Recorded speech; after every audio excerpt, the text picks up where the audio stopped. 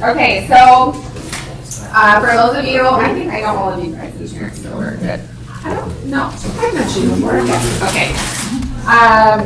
For anyone on live, I'm Jacqueline. I'm the compliance broker here at KW, and I'm going to be doing a update for December 2023 disclosures today. A couple other things I added in, but mainly all the updates that have came as of December.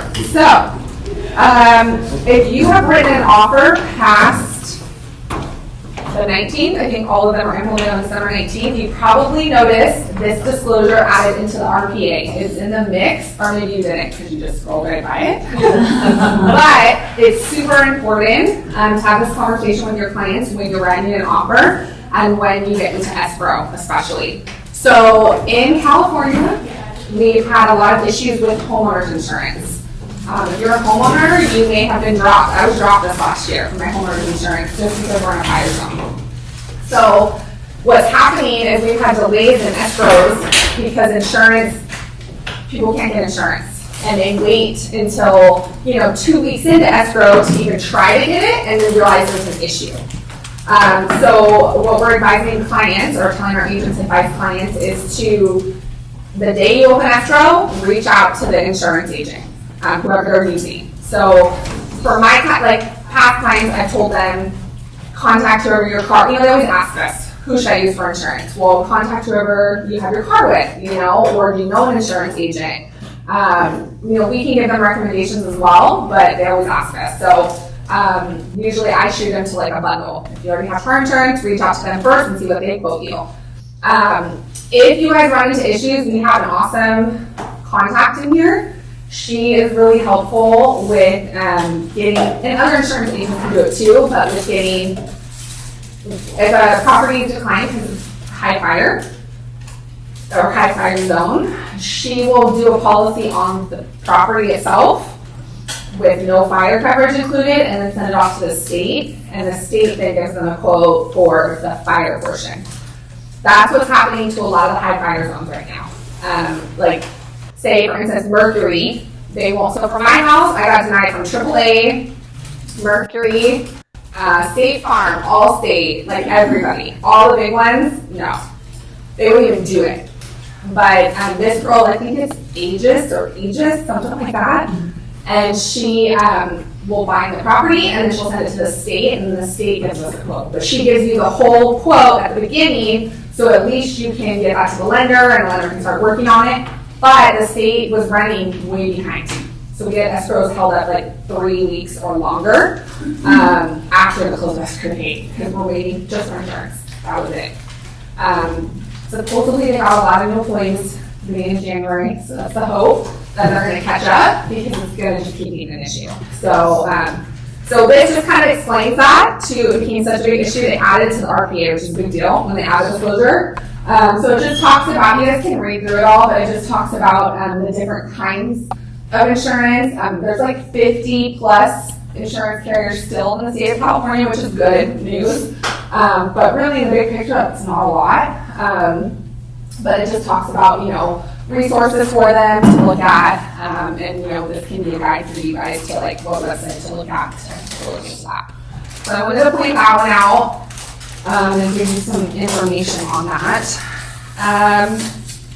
The next thing that was updated in the RPA was this little Q2 section regarding, it doesn't say anything, well, it says check wildfire service and then check the box. But basically there's a new disclosure that auto-populates in there called the Fortress Wildfire Disclosure.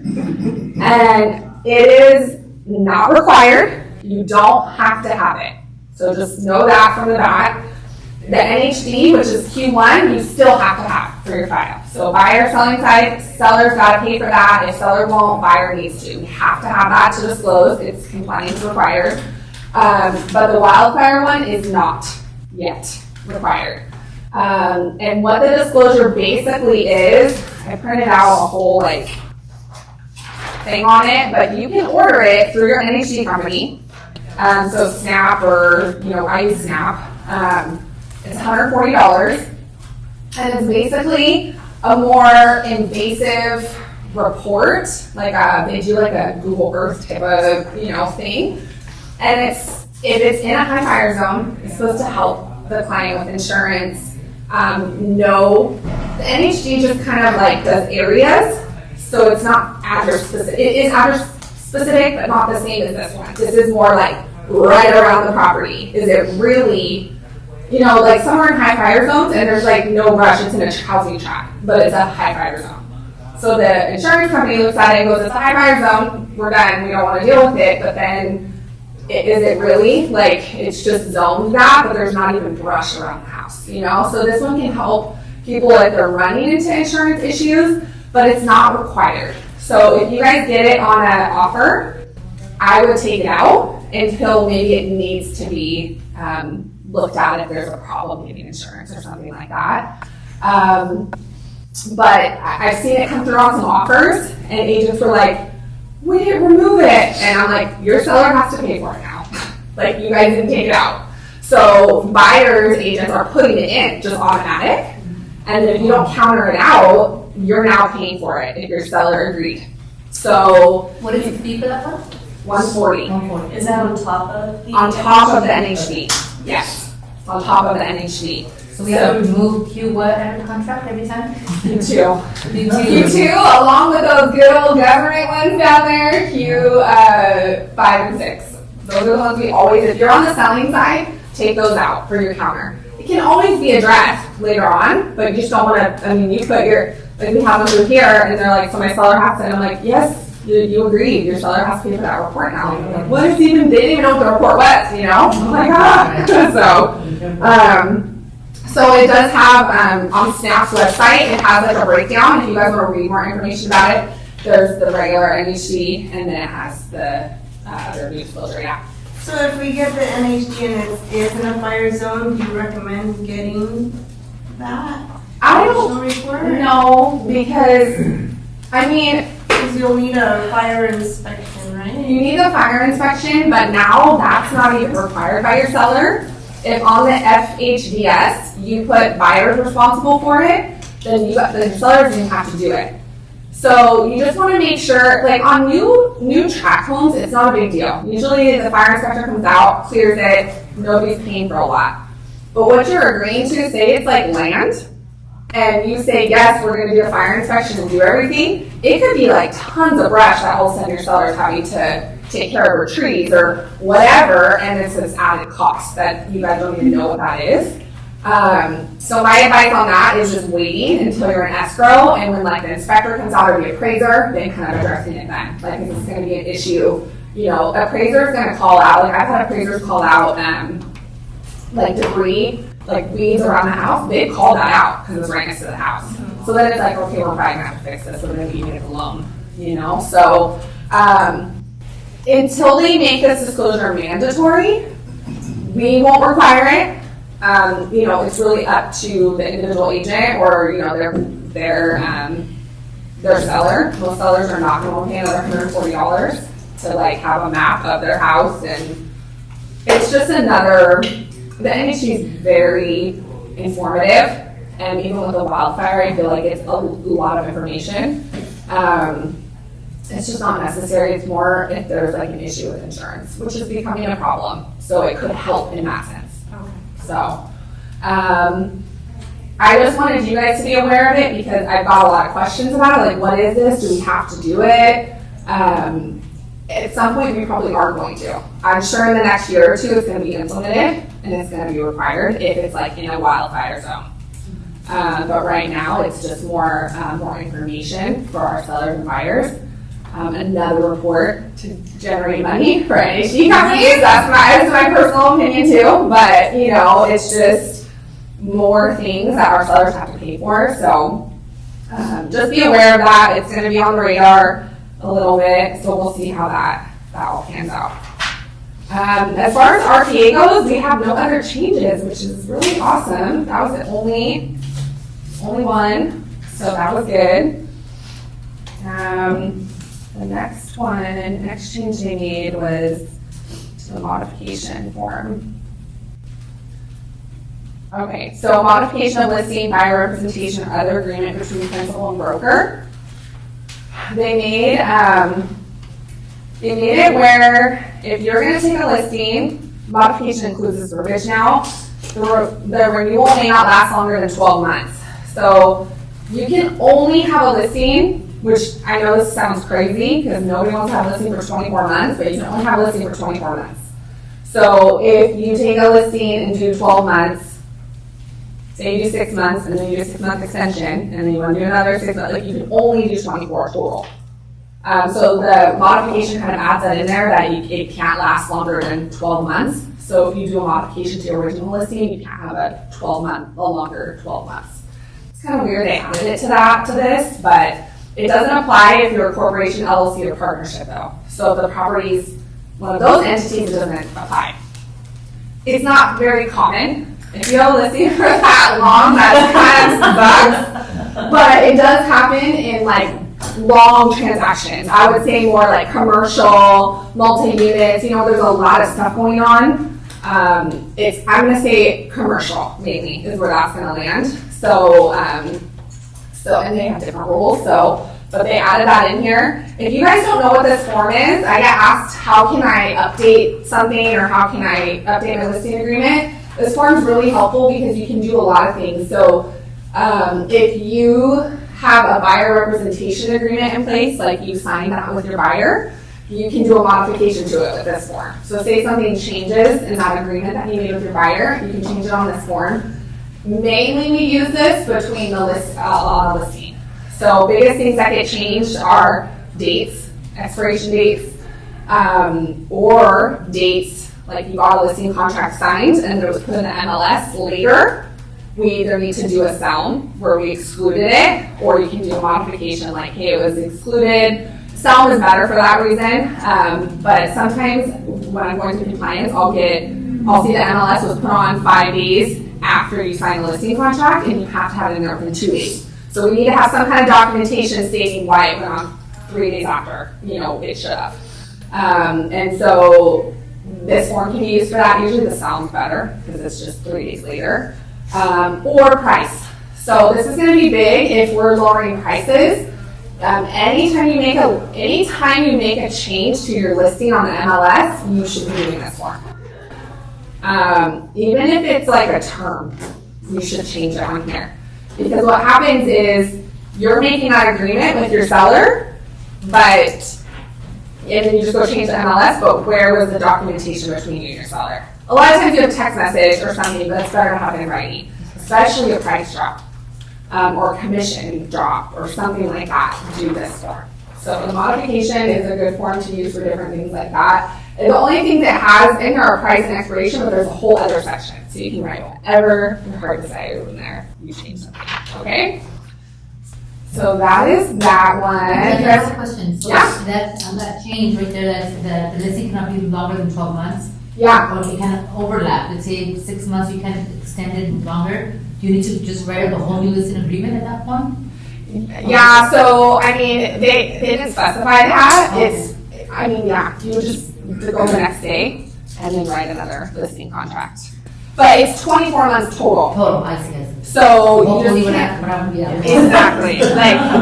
Really, that's a lot of work for 24 months. So it shouldn't apply. It's kind of weird they added it, but there must be. They always add things, and you're like, man, what's going on? Like, I want to hear the stories of why they added that. Somebody did something. Yeah. So, but yeah, and they added it too. So the next spot is in the listing agreement. They put it in there as well. Oops, no, too far. Okay, so right at the top where it says the maximum listing period allowed by law for residential property improved with 1 to 4 units is 24 months from the date of the agreement is made.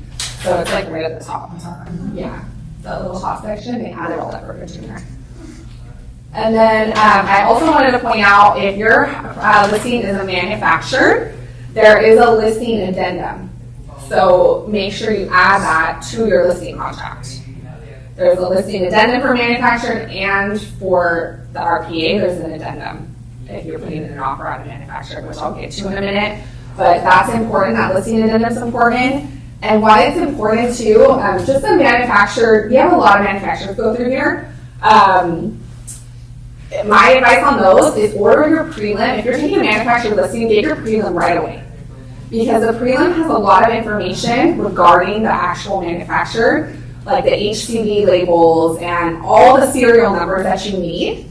And so it just makes it cleaner when it comes time to put it on the MLS, you have all that information to put on there. And then the agent writing your offer can put that on their addendum. Because they're technically supposed to. And what happens is it gets added in later because nobody had those numbers. Because they're like, I took a listing, I put it on, and then nobody had those numbers yet.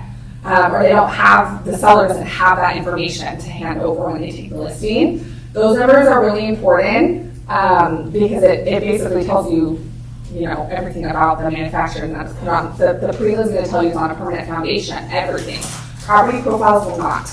So I always say just get the prelim. Like if you know you're going on a manufactured listing, you're not going to get dinged for it. Just open the title order right away and let Lisa know or whoever you use, like, hey, I need the prelim as soon as possible on this one, so I can, that's why I'm opening the order. It's better than a property profile, yeah. So that's for permanent foundation, though, but for Yeah. the ones that are space rent only. There's that no might take a prelim. no prelim. Yeah, there's no prelim. So if it's a space, if it's on permanent foundation, there's going to be a prelim, and that's all going to be recorded against the property. If it's on, like in a mobile home park, Right. usually those ones, not on permanent foundation, that goes through title through the DMV. So that's We're not talking about that. No, Okay, no. got it. So you don't have to, and you're not going to be able to get that information most likely unless the seller gives it to you until escrow gets that all for you from the DMV Right. and HUD and all, not HUD, the HC, it's all the labels. So there's just different numbers on that, but if you look at the addendum, I don't have one, I should have printed one. It asks you, is it a real manufactured home on a foundation, basically? That, you check that if you know it's on a foundation. The other one, is it property sold in a park? You would check that one. Like there's different options for the type of mobile it is. But yeah, no prelim on those ones. And then the weirdest one is a manufactured or mobile. We don't get these a lot, sold with land. So it is on land, but it's not on a permanent foundation. Those aren't very common, but they're out there. So there's like 3 options it gives you the addendum. So you just choose which one and then ask you to fill in the numbers. And usually we don't have them unless we have the prelim. So that's just a little tip for manufacturers if you have one. Nothing else changed on the listing agreement except that 24-month thing. All right, let's go to request for repair. There's a lot of verbiage on these requests for repairs now. They look very daunting.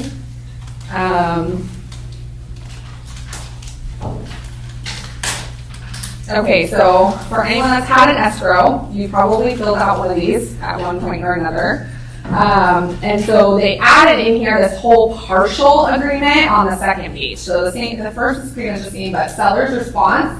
They added all these other items to try to keep it just on the RR. So you don't have to do an RRRR. And so that was kind of cool. I've actually used it a lot more, and I'm like, I like this like extra paragraph area to like add things in, so you can do, partial. Seller only agrees to the following, but remember it says seller agrees to all the buyer's requests except. So if you check B, you just want to make sure you're writing everything except. I've seen some come through, they're like, I wrote the wrong thing, it was supposed to be the opposite. I'm like, oh, So just make sure it's everything except. So you're going to write, you guys agree to everything, but we're not going to do this. So just be careful when you do use this, instead of doing an RRRR, what you write in here. I think I read these over my head multiple times. Like I'm like, except, it says except. I tell myself over and over because I don't want to screw it up. But it's cool if there's not a lot of requests for repairs, you don't have to get do a whole nother document.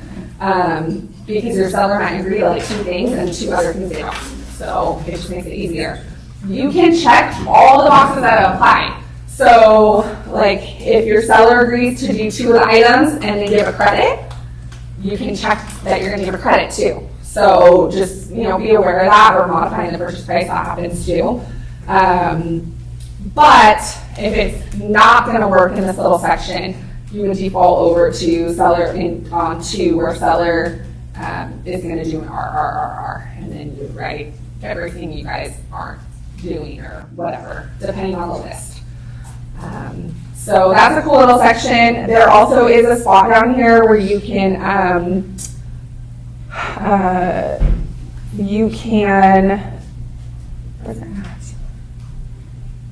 about or make them remove their contingencies. This only, where is it? Oh yeah, right here, C. So additional conditions, seller agreement only applies if buyer removes those contingencies attached on the contingency form. So you can check that as well and send them a contingency. Like, we only agree if you sign this contingency removal for your inspection, or whatever it is. Also, a question I get asked all the time is, we have a copy of appraisal back. So we don't know, there might be repairs on the appraisal. Best thing to be able to do is wait for both inspection and appraisal, especially with VA or FHA, because there might be some lender required repairs. That now, if you just did one request for repair, send it over, seller agrees, you can't go back and do another request for repair. You have to, this one will be like done, and you have to redo everything again. And then the seller can decide, do I want to fix all that stuff originally, or do I want to, like, you basically, it's just better to wait if you can, because you just don't want to agree on all that, and then you guys have to go back to get something fixed. And an important thing for sellers to know is if the buyer has, say the buyer removed their inspection contingency, even their appraisal contingency, but there's required repairs that come back from the lender on the appraisal, and they haven't removed their loan contingency, they can still cancel and use the loan contingency to get out, because it's a lender required condition. The appraisal is a lender required condition. So, it's like, well, they already removed all their inspections, they're done, they have to do it themselves. Well, if the buyer can't do, whatever it's asking, paint or something, then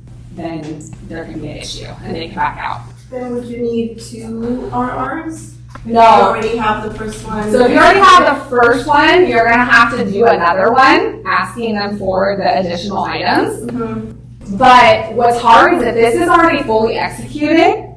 It's like done. Seller agreed, buyer agreed, it's done. So now seller's like, well, I don't want to do anything else.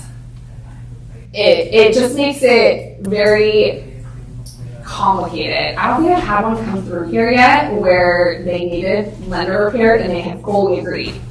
Like, they waited. So you know how RRs take a couple days to go back and forth? So buyer sent it. Seller came back and said, I'm only going to do these items, and buyer held onto it and didn't agree yet. That's what I would do if I was still waiting for an appraisal. Because if you send it back, you then agree for them to just do that stuff, and now you're trying to go back to them and say, I want these other things, which they can do for you, and they have to if the loan makes you, but they might not, because you already asked for all this other stuff. So worst case scenario, that's already executed, and they come back. What? Then it's like, if seller doesn't want to do it, buyer can't do it, it's like, it cancels. So the goal is to work it out, right? But seller doesn't have to. I mean, they don't have to do anything. But if they do, then Yeah. it would be in the second RR. Yes, yeah, Okay. yeah. So then just do a second RR, and then just write, there's a section all for it where it says, the VA 3, or let me see, on the screen, where it says 3, FHA or VA, these are the items. And then you have to send them the appraisal with the items, like you did the inspection. Yep, so you can just do another RR. Yeah.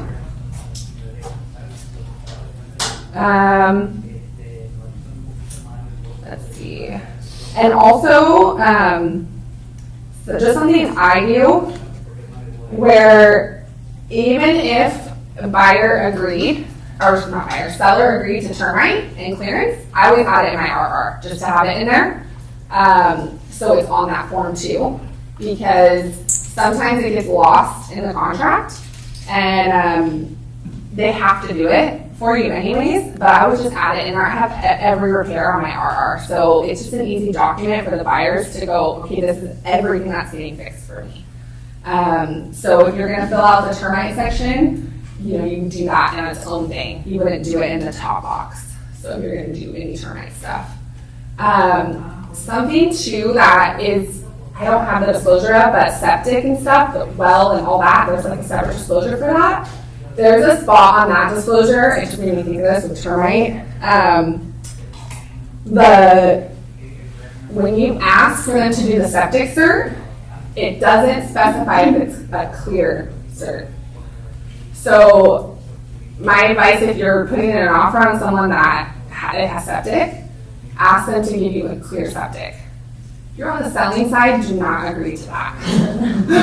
Ever, because it's expensive. But that can be an issue. We just had one in here, and it was a nightmare with the agent anyways, but it just becomes an issue. It's not common that you're not going to get a clear septic, but old systems will. You mean clear, cleaned out? No, like actually certified. Certified that the septic tank is like good use for an extended period of time. So pumping and all that's totally different. And you want to ask for that too. It has it all in that disclosure, but it's like an actual cert. So a septic company will come out, they'll evaluate it just like any other inspector would come. They just do the septic and they say like the leach system is not, or the leach area is not, it's failing or whatever. That's something now that the seller and buyer have to negotiate to get taken care of. Most lenders are not going to let you close if you don't have a clear septic. Like, why would they? That's crazy. You know, I mean, if you have a failed septic system, that could destroy the house.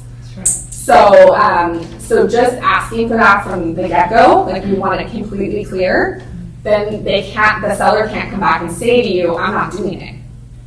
And always write licensed people, because that's been a big issue lately, where they'll write, you know, I'll have it done, I'll do it for you. Who knows who it'll work? But if we didn't ask for a licensed person, they can have whoever do it. So that's another thing. Sophia actually brought that up to me on one of our transactions. And so it's like, yeah, just writing that word license in front of it, they have to have a licensed person and show you the receipt. And in this case, we just said by the septic company. We assumed they were going to call the original septic company to like come do the work. That's what you get for assuming. So, so make sure you ask for like a clear certification that it's good. But like I said, on the selling side, don't do that, because now you just open a whole can of worms to your seller. They can be putting in a $30,000 septic system, you know, because you guys agreed to it. So just make sure you're aware of that. If you guys have septic stuff come up, just let me know too, because it is like touchy. The other thing is make sure it's disclosed on the MLS. And if you go to show a property, you have to assume that you think the agent knows and they put everything right, but they don't. We've had a few where they put sewer and it was on septic. So when that client was put their offer in, they didn't ask because they thought it was on sewer. And they didn't find out until they got the disclosure. Even the disclosure said sewer still. And then they found out when the inspector came out. And the inspector's like, this is on septic. And the client's like, what? So then, you're having to go back and negotiate, but it was the seller's side that put it was sewer, So just be cautious of that when you're looking at homes, especially in areas where it's more rural area. Like, it's probably on septic. If it looks like it from the street, it probably is. So maybe go look for that, You can't always see them, but a lot of times they'll have a marker. So just be cautious of that so you don't get into, you don't want your buyer losing money and they're like, okay, well, I'm not going to buy it now, and they already got an inspection and all that just because it was on septic. So, all right. Do you guys have any questions about the request for repair? Okay. This referral fee agreement, I added this in. They did not change anything to that, but I've got so many questions about the referral fee agreement lately. So if you get a referral from an agent in Arizona, sends you a client, you make sure you get this signed before you go do anything with that client.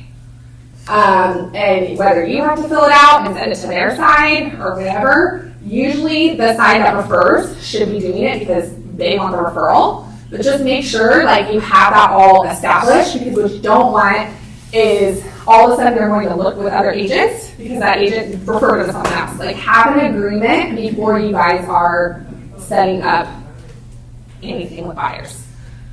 Try to get a buyer's agreement signed for any referrals you guys get to, if you can. When agents refer, and if you don't know them, if you know them, it's probably fine. But if you don't know them, I've seen a couple where they refer to like 3 different agents. And it's like, seriously? Like, what is going on here, you know? So you just don't want to waste your time. That's all. You don't want to waste your time. Biggest thing, so that's on that side. The flip side is if you refer to someone else, you want to get your 25%. So make sure you guys get this filled out right away. Don't hand a client over and then go, yeah, we'll sign it later. Because the other agent might tell you that and then you never sign. And then you just lost 25%. Who signs this for in our office? I can sign it for you guys. So if you guys send it to me, DocuSign, I can sign it, or Sophia if I'm not available. But basically, it's super simple. You just put the referring broker, whoever's referring it out, all their information, who's ever getting a referral, and then the principal is the person, whoever the client is. And then you want to make sure you can do, most people do 25%, you can do 30% is the compensation, and it's for 12 months.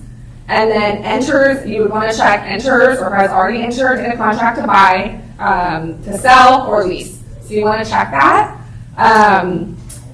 If it's to sell, I would put the address next to on the end of that line. If it's to buy, some agents go and put like certain cities in. You don't have to put anything. You have a contract for the 12 months to get a referral, but you don't have a contract with the buyer. So just be aware of that. You have an agreement with that agent that they'll give you a referral if you find this buyer property, but you don't have an agreement with the buyer.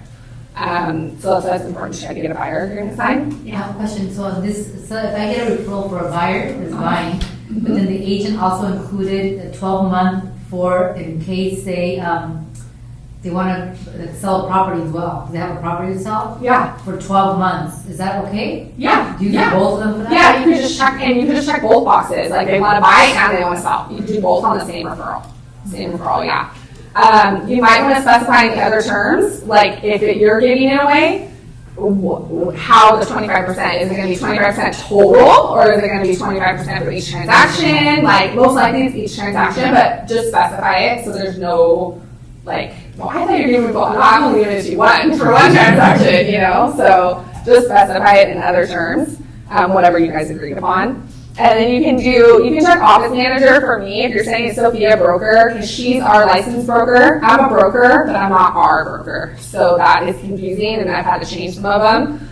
So you want to just do like office manager if you're sending it to me. So this is a big, it's an extra way to make some money, if you have to refer to other outside people, just make sure you guys have this all signed. Especially if you're waiting for that commission. So, all right. And then a couple of disclosures.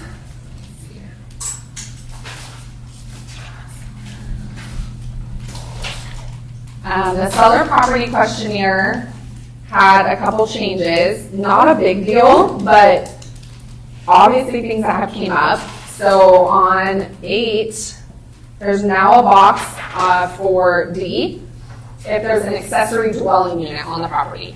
They have to check if there is, and if it has a separate meter. So those are becoming more prevalent in our area, so they added that into the SDQ. And then they also added, on the last page, which I thought was kind of weird, they added 18C, if it was originally constructed as a manufactured or mobile home. It must be an issue. I don't know. I just was like, what? And then they changed it into single family? Like, how did that happen? But okay, I don't know. That one kind of stumped me. But they added it. It was enough to put it on the SDQ. So that is now a question on there. The other thing on these, just for if you guys are getting these signed at your listings, make sure that you, if you're going over with your clients, that if they check yes to something, they put an explanation. It will get kicked back to them, and they'll have to explain why they checked yes. They can't just check yes, we did room additions. Okay, but what kind of room additions? Were they permitted? Like, the buyers are gonna wanna know. And we need to, for compliance, know that information. So those will get kicked back. So if you're doing them in person, just know that. The yes boxes, they need to give explanations. It's helpful not having to go back to them again. But we can, if we have to go back and have them add something, we can just put initials next to what they added. It's not a big deal, but it does have to be filled out. So just know that. Another thing is, I think it's on the TDS, so I'll wait. Okay, so this form, the seller's purchase of replacement property is getting used.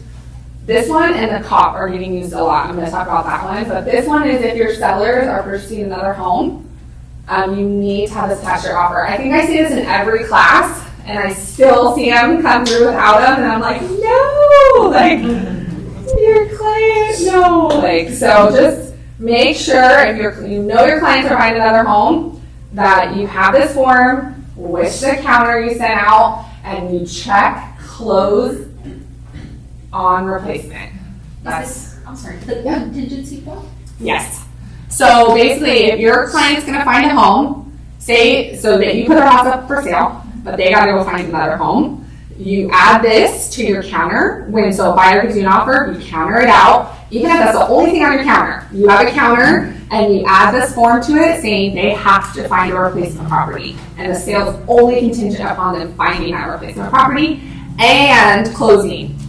Because if you don't have the close checked and you guys get into the 17 days, you find a replacement property, you remove that contingency, then all of a sudden, you have no contingency left. And say something happens with the sellers and they don't qualify for the loan or whatever, it's too late. They have to sell their house and it happens. So that box is super important. It's probably one of the most important boxes on any disclosure. So make sure that's checked. And then also another rule on this one is where it says time periods on C2. It says it defaults to it won't start until someone removes the contingency. So the finding the replacement property.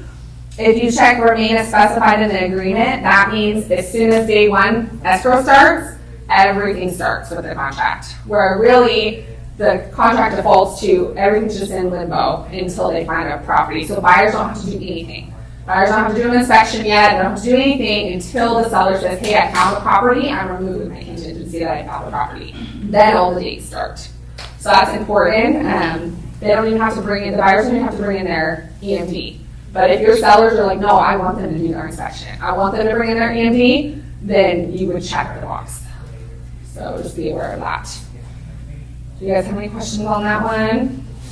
And there's an actual contingency form that removes finding a replacement property. It's like this tiny little contingency form, and that's the one you would send when you guys are ready to move forward. Okay. All right. Solar did not have any changes, but I'm just bringing it up because it gets missed.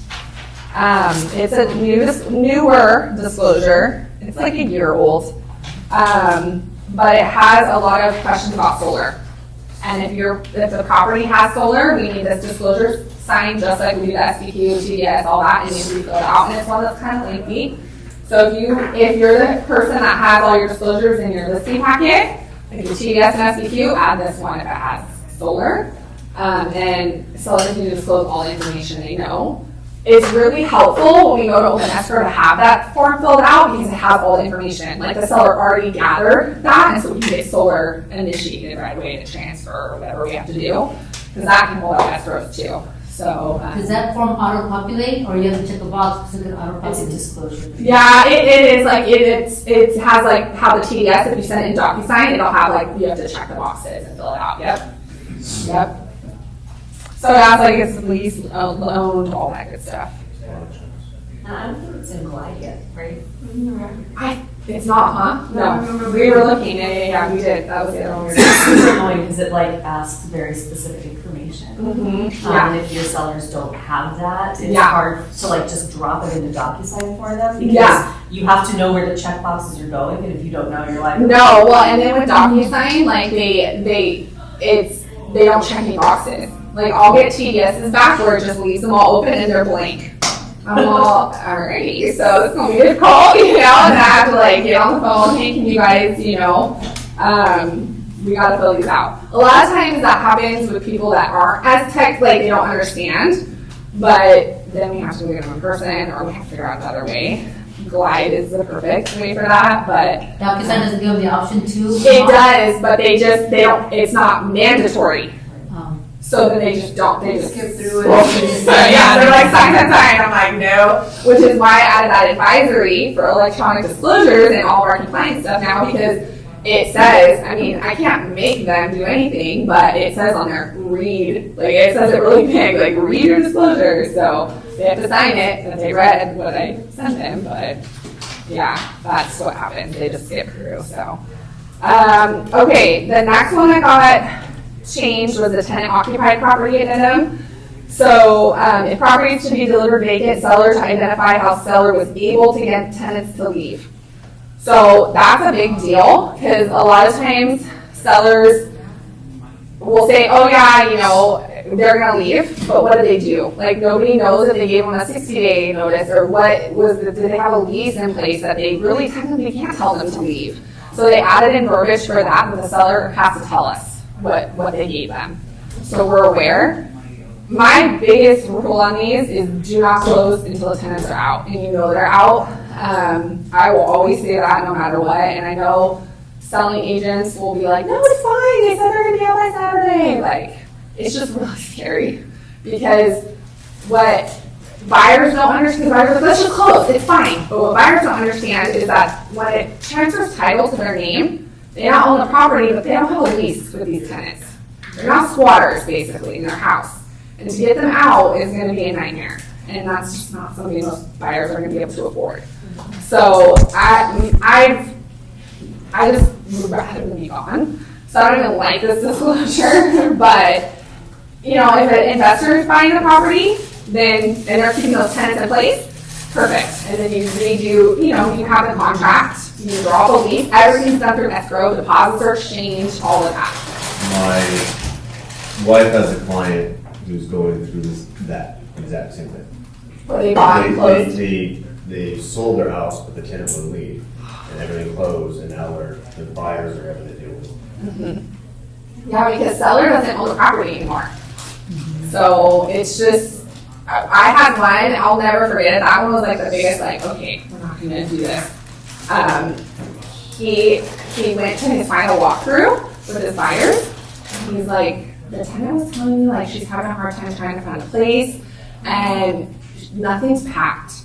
What do I do? And I'm like, oh my gosh, and it's supposed to close in like 2 days. They had signed loan docs, like everything's ready to close.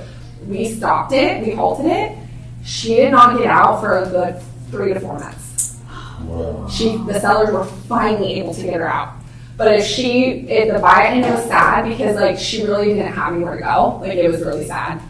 But our buyer would have been dealing with that, and we would have been in the mix of that. And I remember the buyer was upset, like, I want to close. And then we had to draw new loan docs and rate lock. I mean, there was all kinds of issues that happened on our side too. But we waited until she was out, thank goodness. And that was the biggest lesson. That was like 3 years ago. That was the biggest lesson to me of like, because they're like, no, she'll be out. The selling, they want us to close. And we did add it on the counter or something. We put properties to be delivered vacant. It was before this addendum. So we put on the counter like properties to be delivered vacant. They're like, no, you guys have to close. We're like, no, we don't. It's not vacant. And they didn't have a leg to stand on because now this tells it has to be delivered vacant if that's what you check. But there wasn't this form back then. So now they created that because it's become such an issue. And it's just not the same laws. If you don't have a lease and stuff, it's squatters. So. What's this one again? The TOPA, so it's the tenant occupied property addendum. So when you're doing an offer for someone that has, you know there's tenants in the house, you add this to your offer. Yep. So the burden is on the seller to get the tenant out then? Yes. Okay. Yes. What if we don't have this on there and we put it properly delivered vacant? That's okay, like on your counter or on the counter, yeah, then you're fine. It's fine. This is just, should be attached to your offer if there's tenants in it. Sometimes people don't know if there's tenants. So they don't add it to their offer initially, but then we'll add it later. You should have it in your file, because it's an addendum to the purchase contract, but If you don't know they have tenants, can you just stick it in there anyways? you could, if you're not sure. Just a back. Because the other thing too is like for instance, an example would be someone's selling it, there's one person on title, but you go to the house and you see like all these rooms and people live in the rooms that are adults, like who are they? You know, they can be renting rooms. Did they give them notice? Like, who knows? And they don't want to move. You know, that's happened where one person has stayed in a bedroom and everybody else moved out. And then it's the same thing, you're dealing with squatters, you know, so that's a big deal. The other thing that they added to this disclosure was in C, buyer is a tenant in the property. So say that happens where the buyer the seller puts the house up on the market or wants to sell it, but makes an agreement with the tenant, you would check that. Because that's happened a few times, so they added that into the disclosure. We've had that in here. And so like this, it'll say what happens with the security deposit. Is it going to transfer through escrow? Are we going to give them back? Or just put it towards their closing costs? You know, whatever, because the buyer's just going to stay. So that's now on here, which is nice. That applies. So that is that one. And then they changed, instead of this disclosure we have for the water conserving plumbing fixtures, they changed it to an advisory from a disclosure. That's all. They didn't change anything else. I don't know why. So now it's an advisory, but that's a required compliance document. You have copies in your file. The assignment of agreement addendum. So this is if, and during your escrow, you guys add someone to the contract or take someone off to the contract. The biggest thing is like a buyer goes to get approved and something's going on with their loan, they have to add someone, you know, a spouse or whatever. You can add them with this form. But it states you have to have them initial every document that's already been signed. And that gets missed a lot. You sign this one, but then on here it specifically says every document that everyone has signed has to be initialed by this new buyer. Because they don't know, they weren't disclosed. Like say you're on the third week of escrow and the loan's falling apart, but everyone's already signed disclosures, new buyer has to sign everything. And that's a big deal for, it's a pain if you're a TC, because you have to put all those back through. But it's a big deal because you want to make sure that buyer was disclosed everything that the other buyer was disclosed. You can also remove someone. So we've had people removed off where it's like 3 people buying, they take one off for whatever reason because something with their credit or whatever. You would use that form. What did they change on here? Oh, that they're making it clear that they haven't received any money, any compensation. That more applies to like corporations will do that kind of stuff. So one corporation will be purchasing it and then all of a sudden halfway through the transaction they're like, oh, this other corporation's buying it. They have to state they're not getting any kind of compensation for that to transfer over to this new corporation. It's strictly just because maybe that business person had another partner that owns this corporation, they want to buy it with that corporation or trust or whatever instead of this original one. But there can't be any money exchanged. It can't be like, well, we put the offer in and we paid them X amount of dollars to now be the buyer. So they added that verbiage into the form. So I'll do that. Over to RPA. Move over that. So the transfer disclosure statement. The only thing that changed on that, nothing changed, but they took out seller initials on page 2. Just a blessing because everyone always forgot them. They were down here because the sellers have to sign. They took out the initials, so they don't have to initial and sign the same page.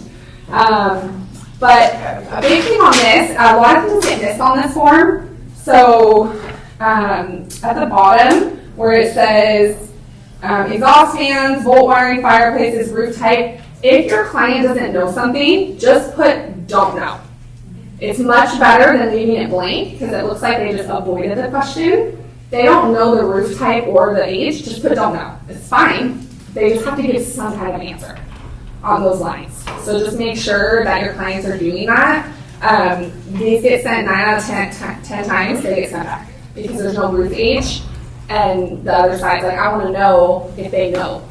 They don't know. And then we have to do don't know, initial, it's like king butt. So just if they don't know, because a lot of stuff they don't know, they're not lying, they just don't know. They didn't put the roof on, so they have no clue. Just make sure you guys are, letting them know that they are unaware of something. I think that's it on this one. And then the last form is the COP agreement. And this one is if you're putting in an offer on a property and your buyer has to sell their house. You add this to the offer. Biggest thing that gets missed on this form is not A, it's down here at the bottom. So if your client, and most sellers will catch this, or sellers agents will catch this, but on 7C, where it says no right to notify buyer, you want to check that, because if you don't, if the sellers get another offer in the interim of your buyer's house going into escrow, they can move on with another offer and keep your butt out like that. So if you check that box, it's basically saying sellers can't enact that. They have to give us the 17 days to get our house into escrow. If you're on the seller side, you might not want to do that. So just be cautious of that box. It's a very little tiny one at the very bottom, but it's important to know what that means. We've had sellers who are like, oh, I want to take this other offer that just came in, and they can't because that box is checked. They're stuck with those buyers for the whole 17. Is it 17 still? Yeah, 17. So just be aware of that. Of course, your buyer wants that because they want to get the house, but a seller side, you might not want that. And then the other part of this one that gets missed is checking 11A. You want to check that because time periods in the agreement for inspections and everything shall begin as specified in this agreement. So that means day one of escrow. Everything starts, inspection, contingencies, appraisal, loan, everything. But if you check that box, it doesn't start until you get your house in escrow. So now your buyer doesn't have to do a home inspection until their house actually goes under contract. And then we start all the dates. So those two boxes are really important on the buying side. On the selling side, you probably don't want them checked. So it's just like a lot of times that last one doesn't get checked, the 11, and buyers are like, well, I don't want to get a home inspection. My house isn't even in escrow yet. They have to start moving forward with the dates. So just be aware of that. That is all, people.